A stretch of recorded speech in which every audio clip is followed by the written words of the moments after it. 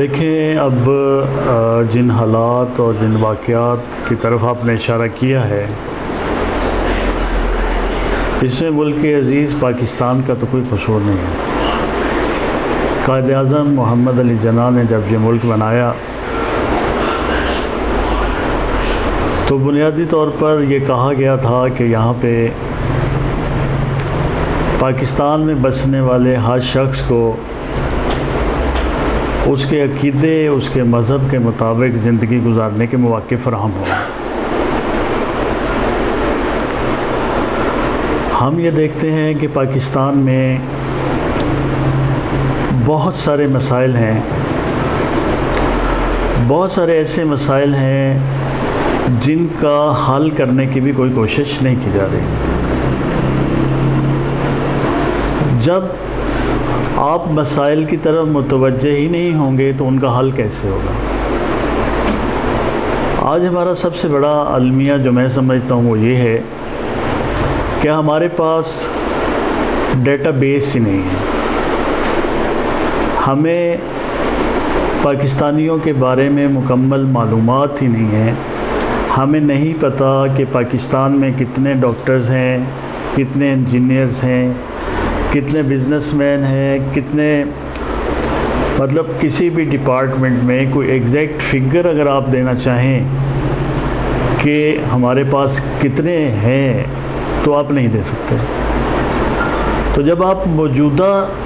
نظام کے اندر رہتے ہوئے پراپر ایک فگر ہی نہیں دے سکتے تو پھر یقیناً آپ مستقبل کی پلاننگ بھی نہیں کر سکتے۔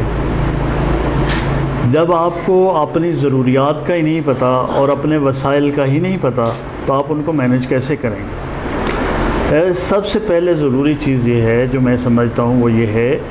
کہ ہمیں پاکستان کا ڈیٹا بیس کلیکٹ کرنے کی ضرورت ہے۔ ہمیں ہر پاکستان کے متعلق ایگزیکٹ معلومات کی ضرورت ہے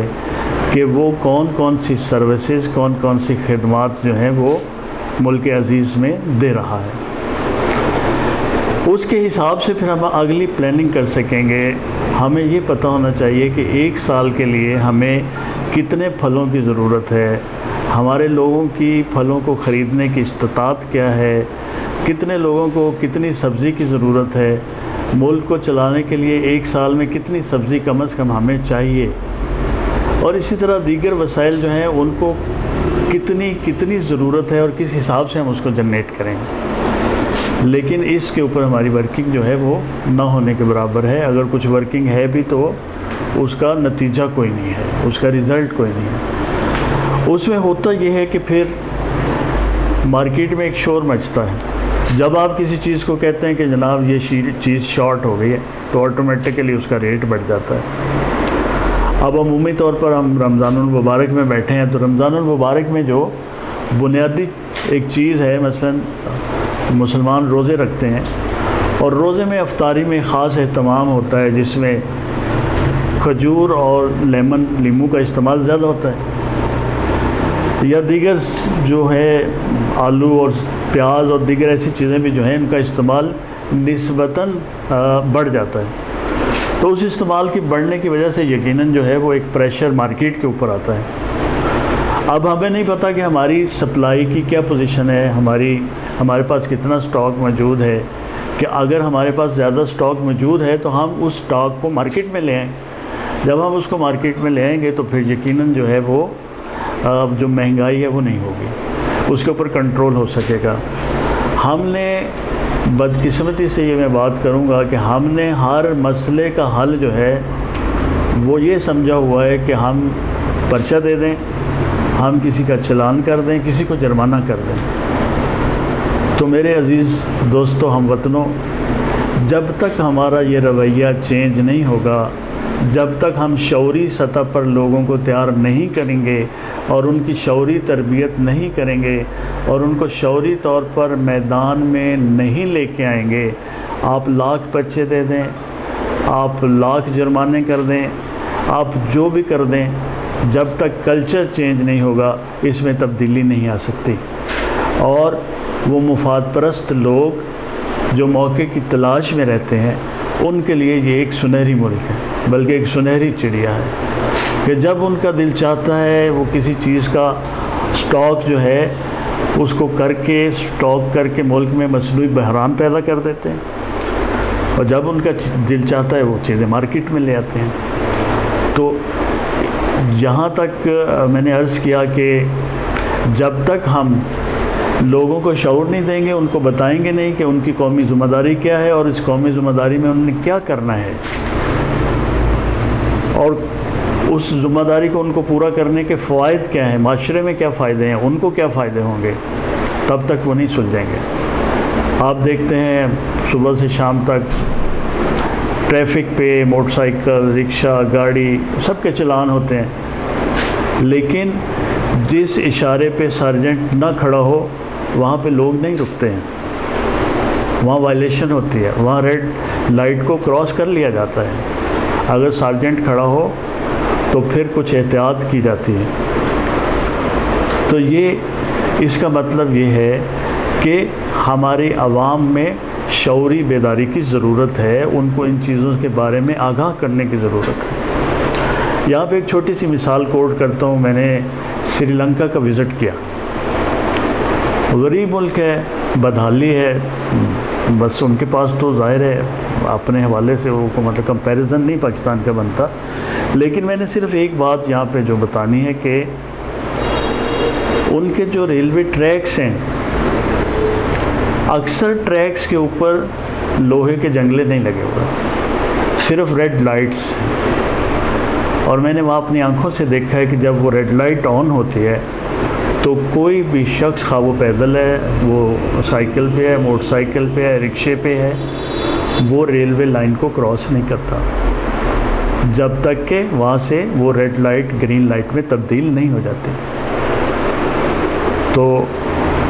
پاکستانیوں کو بھی شعوری طور پر ان چیزوں کو سمجھنے کی ضرورت ہے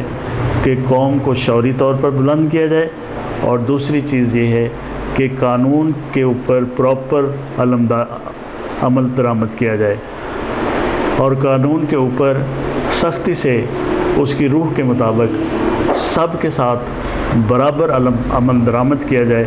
تو یقیناً ہم جو یہ اس قسم کے موقع پرست لوگ ہیں اور جو ہماری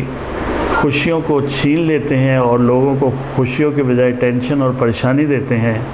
ان سے نجات ممکن ہے۔ دیکھیے، یہ تو میں عرض کر رہا ہوں، یہی تو میں کہہ رہا ہوں کہ بنیادی طور پر دیکھیں، اگر ہم نے اس ملک کی اصلاح کرنی ہے تو ہر بندے کو اپنے سے شروع کرنا پڑے گا، ہر بندے کو اپنی اصلاح کرنی ہے، اس کو اپنے شعوری طور پر اپنے آپ کو بلند کرنا ہے۔ ہمارے معاشرے اور سوسائٹی میں بدقسمتی سے قانون توڑنا جو ہے وہ ایک معیار سمجھا جاتا ہے۔ قانون توڑنے والے شخص کو بڑا فن خواہ سمجھا جاتا ہے، اس کو سمجھا جاتا ہے اس کا بڑا سر رسوخ ہے، اس کی بڑی پہنچ ہے، اور جب تک یہ رویہ چینج نہیں ہوگا اور ایسے عناصر جو قانون شکنی کی پشت پناہی کرتے ہیں، جو قانون توڑنے والوں کے پیچھے بیٹھے ہیں، جب تک ان کا قلع کمر نہیں ہوگا، ان کا سدباب نہیں ہوگا، تو کیسے ہم قانون کی عملداری کو وہ مناسب بنا سکتے ہیں؟ حکومتوں کا مسئلہ یہ ہے کہ اب جو حکومت میں جو بھی حکومتیں پاکستان میں ہم نے دیکھی ہیں، تو سب دوست آپ جانتے ہیں، میں صرف متوجہ کر رہا ہوں کہ حکومتوں میں ہمیشہ جو لوگ ہوتے ہیں وہ اس قسم کے ناجائز فائدہ اٹھاتے ہیں۔ وہ اپنے اثر رسوخ کی وجہ سے تھانوں پہ اثر انداز ہوتے ہیں۔ تو جب تک لوگوں کے رویے ٹھیک نہیں ہوں گے، جب تک ان کو یہ شعور نہیں آئے گا، جب تک وہ اس ریاست کے ساتھ اس کو اون نہیں کریں گے، اس کو کمیٹڈ نہیں کریں گے، اس کو اپنا پاکستان نہیں کہیں گے، اور یہ بات نہیں سمجھیں گے کہ اس کو اپنا پاکستان بنانے کے بعد ہی خوشحالی ممکن ہے، اور غلط کو غلط کہنا ہے اور صحیح کو صحیح کہنا جو ہے وہی ایک راستہ ہے جس سے ہم ترقی کر سکتے ہیں، اس وقت تک ہم مسائل سے نہیں نکل سکتے۔ پاکستان الحمدللہ ایک ایٹمی پاور ہے، سپر طاقت ہے۔ ایٹمی حوالے سے اس بات سے یہ چیز جو واضح ہوتی ہے، جو نظر آتی ہے کہ ہمارے پاس دماغ موجود ہے، ہمارے پاس ٹیلنٹ موجود ہے، ہمارے پاس ایسے لوگ موجود ہیں جو بہت بڑے بڑے کام کر سکتے ہیں، لیکن کیا ہمارے پاس ایسے اکانومسٹ موجود نہیں ہیں؟ کیا ہمارے پاس ایسے بزنس کمیونٹی کے لوگ موجود نہیں ہیں جو اس چیز کو مینیج کر سکیں؟ کیا ہمارے پاس لا کے اوپر کوئی دماغ نہیں ہے ہمارے پاس جو قانون کی عملداری کو یقینی بنا سکے؟ ہے، ایسا نہیں ہے. یہ زمین بنجر زمین نہیں ہے. یہاں بڑے بڑے دماغ اور لوگ بیٹھے ہوئے ہیں، لیکن بدقسمتی سے ان کو کام نہیں کرنے دیا جاتا. ان کی راہ میں روڑے اور رکاوٹیں ڈالی جاتی ہیں. تو یہی بات ہے. قانون شکنی اسی وقت ختم ہوگی جب قانون سب کے لیے یکساں ہوگا. جب غریب کے لیے، کمزور کے لیے قانون اور ہوگا اور امیر کے لیے، طاقتور کے لیے قانون اور ہوگا، تو پھر معاشرے میں سدھار پیدا نہیں ہوگا. معاشرے میں جب ناانصافی ہوگی تو یقیناً اس کے اللہ تعالیٰ کی رحمت بھی نہیں ہوتی ہے. تو آج ہم انہی چیزوں کا شکار ہیں. ہمیں اس بارے میں توجہ ہونا چاہیے. جو طاقتور لوگ ہیں ان کو اللہ کا شکر ادا کرنا چاہیے، نہ کہ معاشرے میں فساد پیدا کرنا چاہیے.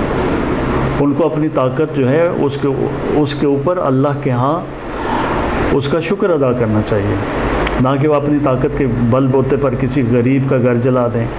اس کا روزگار بند کر دیں، اس کو ماریں یا اس کے ساتھ اور کوئی ظلم و زیادتی کریں. تو لہٰذا سمجھنے والی بات یہ ہے، آج ہمیں اس طرف متوجہ ہونا چاہیے کہ ہر پاکستانی کو یہ سوچ کرنی ہے کہ یہ پاکستان میرا پاکستان ہے. جب ہم اپنے گھر کا کوڑا کرکٹ اکٹھا کر کے کسی دوسرے گھر کے یا چوک کے یا سڑک کے اوپر رکھ دیتے ہیں، تو اس کا مطلب یہ ہے کہ ہم اپنے گھر کو تو اون کر رہے ہیں، لیکن اس سڑک کو اون نہیں کر رہے، اس گلی کو اون نہیں کر رہے. اس گلی اور سڑک کو ہم اپنا نہیں سمجھ رہے. ورنہ اگر ہم نے گھر کو صاف کیا تو ہم گلی کو کیوں گندا کر رہے ہیں؟ ہم سڑک کے اوپر کیوں گندگی پھیلا رہے ہیں؟ ہمیں اس کو بھی اون کرنا ہے اور پراپر کوڑے دانوں میں ہم نے کوڑا ڈالنا ہے. یہ شعوری تربیت ہے، یہ علماء اکرام کی ذمہ داری ہے، یہ یہاں پاکستان کے مفکرین کی ذمہ داری ہے، یہ پاکستان کے تعلیمی اداروں کی ذمہ داری ہے، یہ یونیورسٹیز کی ذمہ داری ہے، یہ مدارس کی ذمہ داری ہے. اور یہ سب لوگ اس ذمہ داری سے عہدہ برا نہیں ہو رہے، اس کی طرف متوجہ نہیں ہیں. تو آج میں ان تمام اداروں سے جو پاکستان میں تربیت کا، تعلیم کا نظام چلا رہے ہیں، کوشش کر رہے ہیں، ان سب کو اس طرح متوجہ کرنا چاہتا ہوں کہ حب الوطنی پیدا کریں، پاکستانیوں میں شعور پیدا کریں اور انہیں بتائیں یہ ملک ان کا ہے. اگر وہ کوئی برائی کرتے ہیں تو وہ ان کی برائی نہیں، وہ اس ملک کے لیے نقصان دہ ہے. اگر کوئی فائدہ کرتے ہیں تو وہ اس ملک کا فائدہ، اس عوام کا فائدہ، اس قوم کا فائدہ ہے. اور جو ہمارے محکمے ہیں ماشاءاللہ وہ تو بڑے مزے میں ہیں، بڑا انجوائے کرتے ہیں وہ. اگر آپ نے دیکھیں ہم جاتے ہیں، میں نے پہلے بھی اپنی گفتگو کے شروع میں بھی یہ عرض کیا کہ ہم جاتے ہیں، اگر دودھ کا مسئلہ ہے، پانی کا مسئلہ ہے یا کوئی بھی، ہم وہاں پہ کیا کرتے ہیں، ایک جرمانہ کر کے آ جاتے ہیں. بھائی بات یہ ہے کہ جو بندہ 50 روپے دودھ بیچ رہا ہے وہ اس 50 روپے میں کچھ نہ کچھ کما رہا ہے نا. وہ لوگ 50 روپے دے کے اپنی صحت خراب کر رہے ہیں، اپنے جسموں کو بیماریاں لگا رہے ہیں. لیکن اس کو اگر آپ 500 روپے یا 5000 جرمانہ کرتے ہیں، اس کا کیا فائدہ ہوگا؟ بھائی اب جو ہمارا ملک جہاں پہ جس نہج پہ پہنچ گیا ہے، یہاں پہ جرمانوں سے کچھ نہیں ہونے والا. یہاں پہ یقیناً آپ نے صحیح کہا، جو ہمارے اسمبلیوں کے نمائندگان ہیں، محترم معزز ممبران، جو عوام کا ووٹ لے کے اسمبلیوں کے اندر بیٹھتے ہیں، اور ایسے ایسے لوگ ہیں جو دور دور سے الیکشن جیت کے اور پھر لاہور اور اسلام آباد سے نیچے اترتے ہی نہیں ہیں. ان لوگوں کو عوامی مسائل کے اندر آنا چاہیے، ان کو گلی گلی جانا چاہیے، ان کو اپنی ذمہ داری قبول کرنی چاہیے، اور پھر ان مسائل کو مد نظر رکھتے ہوئے، ان مسائل کو سامنے رکھتے ہوئے اس کے حل اسمبلیوں میں پیش کرنے چاہیے، ان کو ڈسکس کرنا چاہیے.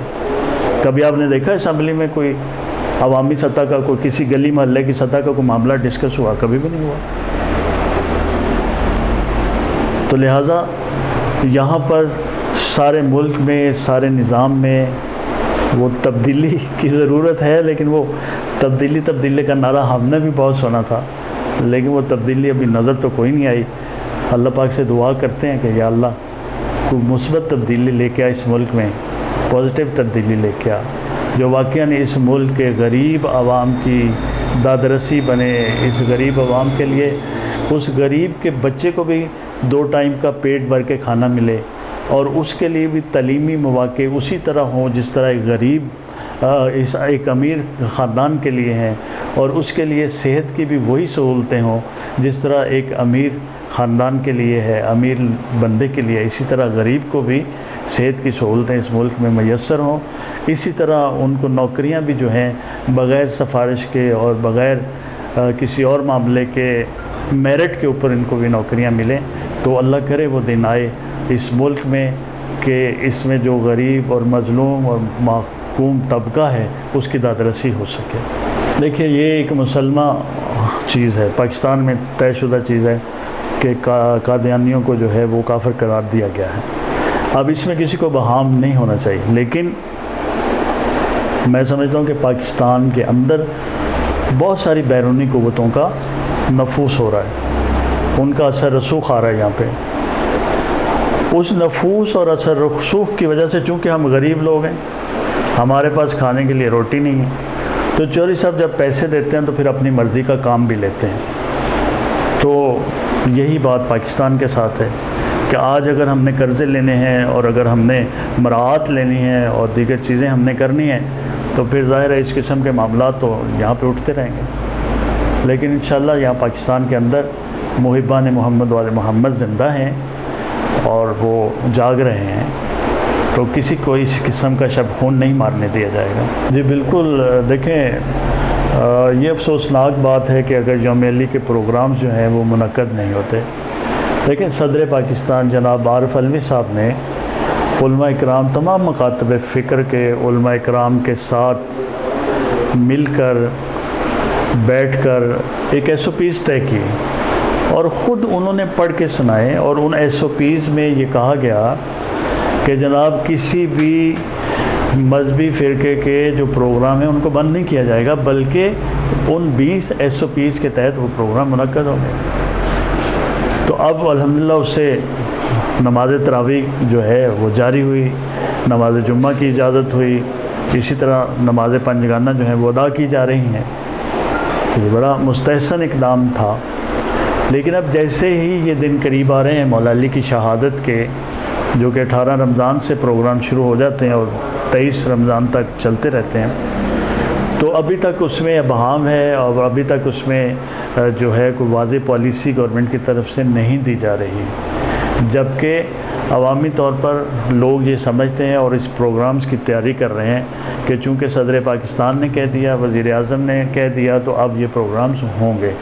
اور ہونے بھی چاہیے۔ جہاں پہ ایس او پیز پہ عمل نہ ہو وہاں پہ بے شک پروگرام بین کر دیا جائے، ہمیں کوئی اعتراض نہیں،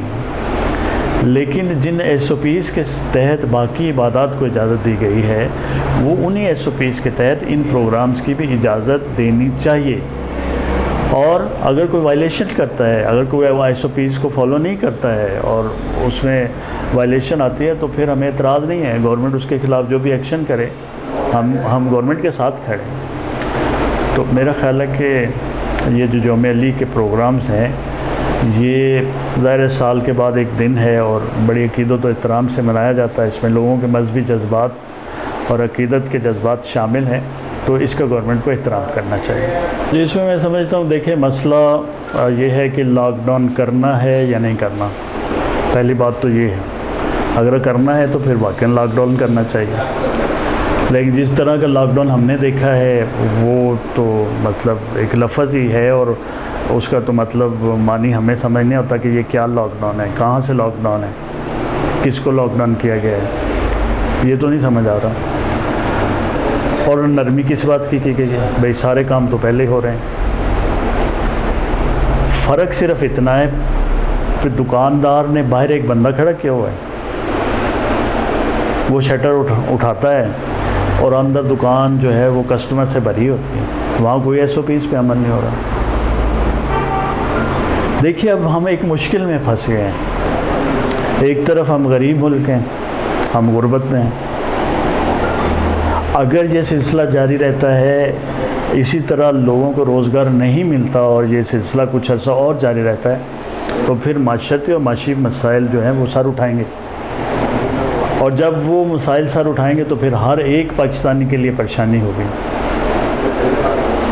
اور اگر اس کو لاک ڈاؤن کو کھول دیتے ہیں اور لوگوں کو عام روزگار کرنے دیتے ہیں تو پھر ظاہر ہے شعوری طور پر لوگ اتنے قائل نہیں ہیں کہ وہ ایس او پیز پہ عمل کریں، تو یہ بھی ایک مشکل اور مصیبت ہے۔ تو اس میں ہمیں درمیان میں پھنسے ہوئے ہیں۔ ہمیں اس وقت ویجیلنس کی ضرورت ہے۔ ہمیں یعنی ایک ٹرم ہے کہ لائف ود کرونا، ہمیں اب یہ کرنا پڑے گا کہ کرونا بھی رہے اور ہم زندہ بھی رہیں، یعنی ایسے معاملات ایسے کرنے چاہیے، ایسے انتظامات کرنے چاہیے، ایسی پالیسیز بنانی چاہیے، ایسا سسٹم بنانا چاہیے کہ کرونا بھی متاثر نہ کر سکے اور لوگوں کو روزگار بھی ملے اور وہ بھوک سے بھی نہ مریں۔ اس کے اوپر ظاہر ہے ہمیں پلاننگ کی ضرورت ہے۔ اب آپ کہتے ہیں کہ جی ہم نے فلانے کو کھول دیا، فلانے کو بند کر دیا۔ بھئی وہ کہتا ہے کہ میرے ساتھ تو زیادتی ہو رہی ہے، اگر اس کو کھولا ہے تو مجھے کیوں بند کیا ہے؟ تو بہت سارے لوگ میرے پاس آئے، انہوں نے کہا کہ جناب بات یہ ہے کہ یہ جو سبزی منڈی ہے وہاں پہ تو بڑا رش ہوتا ہے، اور ہم جو بیٹھے ہیں سوتر منڈی میں وہاں تو اتنا رش ہی نہیں ہوتا، ہماری دکان پہ تو 2 گاہک آتے ہیں، سبزی منڈی میں ہزاروں لوگ پھر رہے ہیں۔ تو اگر سبزی منڈی کھلی ہے اور وہاں پہ کرونا نہیں جا رہا تو ہم بھی اس کو کسی نہ کسی طریقے سے روک لیں گے۔ تو اصل چیز یہ ہے کہ ہم نے کیا کھولنا کیا بند کرنا، نہیں ایسا نہیں ہونا چاہیے۔ ہمیں سب کچھ کھولنا ہے، سب کچھ بند کرنا ہے، ہم نے اس کو پلان کرنا ہے۔ ان کو کیٹیگریز وائز ٹائم دیں آپ، اس میں مثلاً آپ دن میں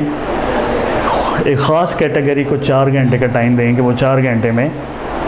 اپنی شاپس کھولے، اپنا بزنس کرے، اور 4 گھنٹے بعد وہاں پہ کوئی بندہ نظر نہ آئے، وہ چلے جائیں، اور اگلے 4 گھنٹے جو ہیں وہ آپ اور کیٹیگریز کو دے دیں۔ اب ہماری مارکیٹیں ظاہر ہے مشترکہ مارکیٹیں ہیں، اگر تو مارکیٹ ایک ہی قسم کی ایک جگہ پہ ہو تو اس کو مینج کرنا نسبتاً آسان ہے، لیکن اب ایک ہی بازار کے اوپر مختلف قسم کے لوگ کاروباری بیٹھے ہوئے ہیں، تو 4 گھنٹے اس کو دے دیں، پھر 4 گھنٹے ایک تیسری کیٹیگری بنا دیں، اس کو دے دیں۔ تو یقیناً اس طرح جو لاک ڈاؤن ابھی چل رہا ہے، جو میں دیکھ رہا ہوں ابھی جو لاک ڈاؤن ہے، اس سے بہتر لاک ڈاؤن ہو جائے گا، اس سے زیادہ مینج لاک ڈاؤن ہو جائے گا۔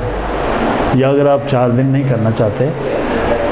آپ 1 دن کر لیں کہ ایک دن ایک مارکیٹ کھول دیں، دوسرے دن دوسری مارکیٹ کھول دیں، تیسرے دن تیسری مارکیٹ کھول دیں، چوتھے دن چوتھی مارکیٹ کھول دیں۔ سب کو مساوی حقوق ملنے چاہیے، سب کو برابر کے رائٹس و مواقع ملنے چاہیے نا۔ اب یہ تو نہیں ہے کہ اب 1.5 ماہ سے جو کاروباری بند ہیں